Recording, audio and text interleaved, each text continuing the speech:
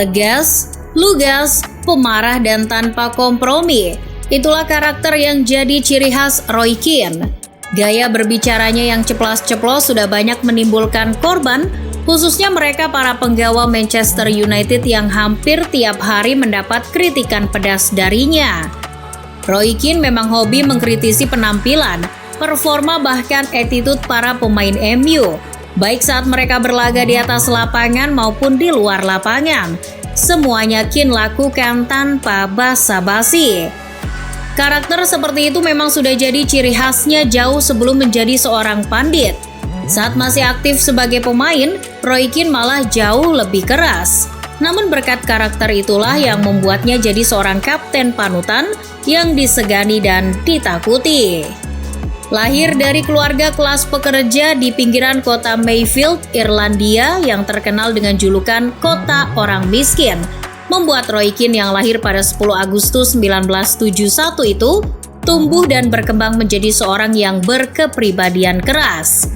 Semasa jayanya, Roy Keane dikenal sebagai gelandang bertahan bertipikal keras.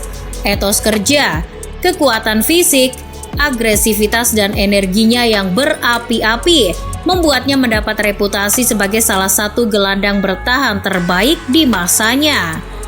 Namun, yang membuat Roy Keane unik adalah karakter dan gaya bermainnya yang keras dan tanpa kompromi.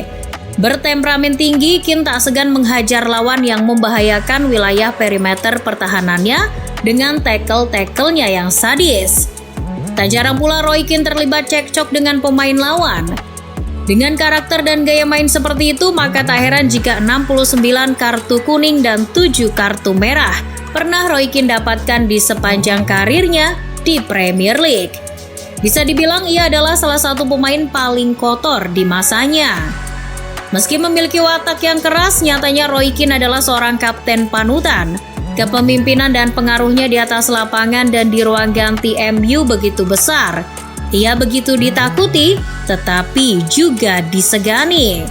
Selain itu, era di mana Roy Keane menjadi kapten Manchester United adalah salah satu era tersukses Sir Alex Ferguson di Old Trafford.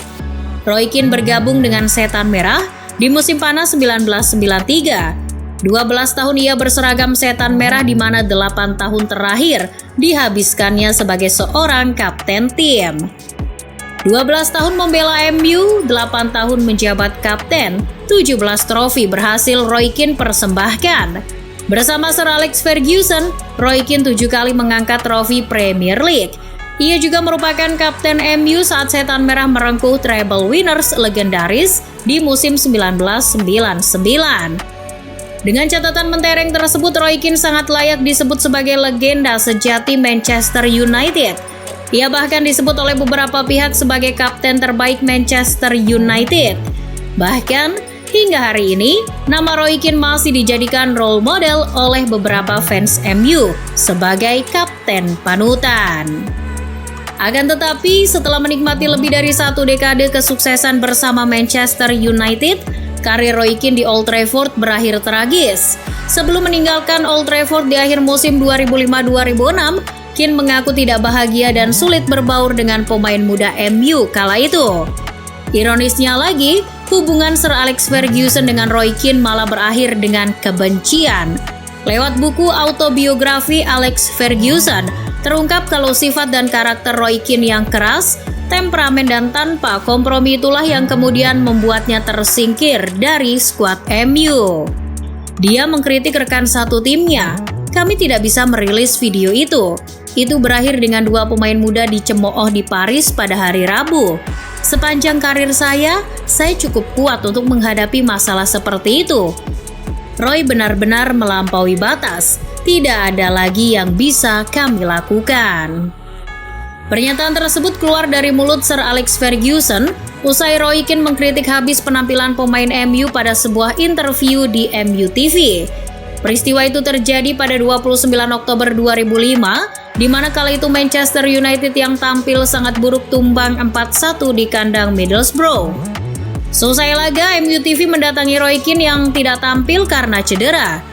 Di momen itulah Keane yang marah menghabisi rekan setimnya dengan kritikannya yang begitu kasar.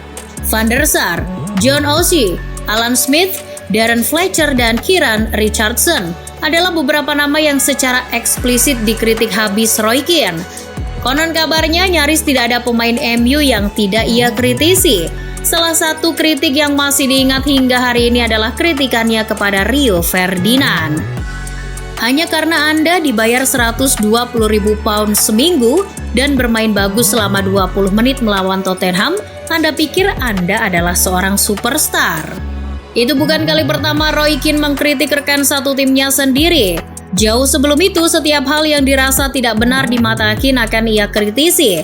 Alhasil, siapapun bisa kena amarah Roy Keane yang temperamental. Sir Alex Ferguson, jajaran pelatih bahkan staf MU saat itu, semuanya pernah merasakan amarah Roy Keane yang meledak-ledak.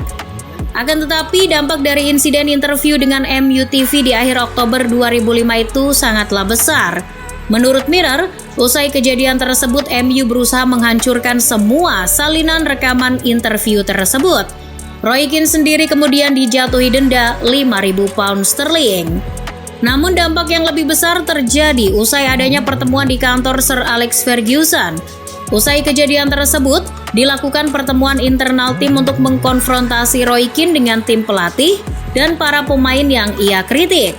Berdasarkan kesaksian Wayne Rooney yang saat itu masih berusia belia, dalam pertemuan tersebut terjadi adu argumen hebat antara Roy Keane dengan Sir Alex Ferguson yang tidak senang dengan kelakuan anak asuhnya itu. Di akhir pertemuan, Rooney melihat Ferguson marah besar kepada Roy Keane. Ada pertengkaran antara Roy dan manajer, dan beberapa hal berbeda dikatakan dan saya melihat Alex Ferguson melompati mejanya. Saya hanya berpikir, wow, ini gila.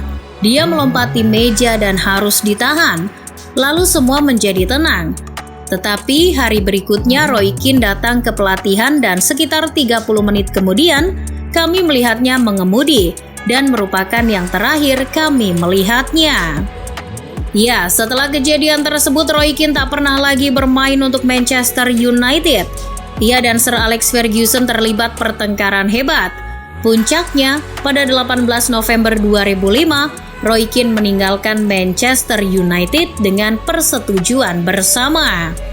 Banyak pihak menduga kalau insiden MU TV jadi penyebab Roy Keane terdepak dari MU. Namun dalam sebuah wawancara dengan Off the Ball pada September 2019 silam, Keane mengaku kalau penyebab dirinya pergi dari Old Trafford bukan disebabkan karena insiden MU TV belaka.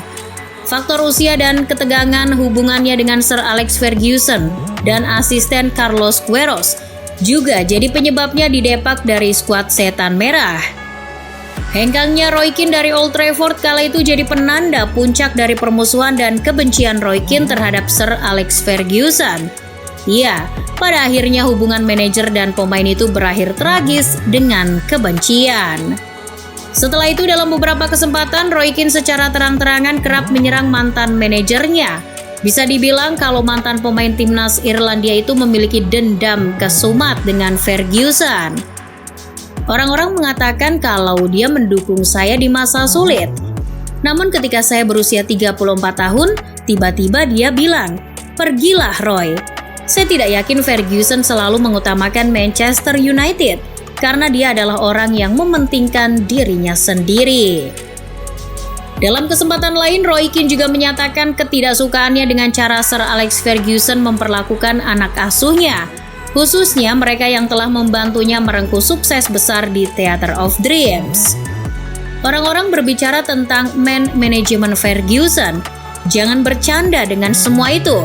Saya berada di klub ketika Brian Robson pergi, ketika Steve Bruce pergi, dua pelayan brilian untuk Manchester United, dan saya tidak suka cara mereka diperlakukan. Kini sudah lebih dari 15 tahun Roy Keane meninggalkan Manchester United. Lalu, apakah ia masih dendam dengan Sir Alex Ferguson? Saya tidak akan memaafkan Ferguson. Media memutar-balikan fakta. Betapa saya tampaknya membuat semua orang kesal. Itu semua omong kosong. Saya tidak peduli apakah itu Alex Ferguson atau seorang paus. Anda akan membela diri.